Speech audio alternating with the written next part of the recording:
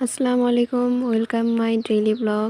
আজকে আমি ছালি পিঠা তৈরি করব। তার জন্য চাউলের গুঁড়ো, হলুদ, মরিচের গুঁড়ো, আদা রসুন পেষা এবং তার সাথে দিয়েছি কিছুটা পরিমাণে লবণ।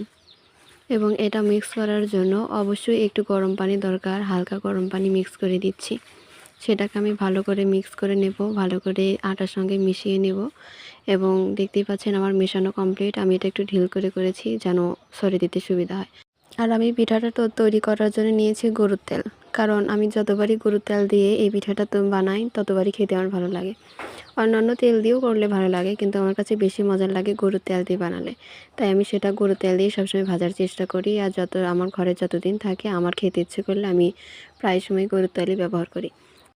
মাঝে মধ্যে যখন আমার ভাত খেতে ইচ্ছে করে না, পিঠা খেতে ইচ্ছে করে, তখন আমি এটা ঝাল ঝাল করে এরকম সুন্দর করে তৈরি করি।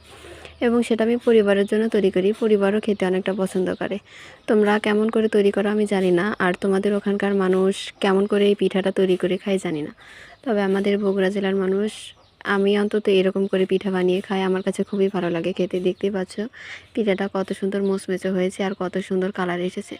সাথে আমি অনেক সময় পেঁয়াজও মিক্স করি, কিন্তু আজকে পেঁয়াজ দিইনি, পেঁয়াজ ছাড়াই তৈরি করেছি। আমার পিঠা তৈরি করা হয়ে গেছে এবং আমি খাওয়া শুরু করে দিয়েছি। কালারটা তোমরা দেখতেই পাচ্ছ আর কত সুন্দর মুচমুচে হয়েছে।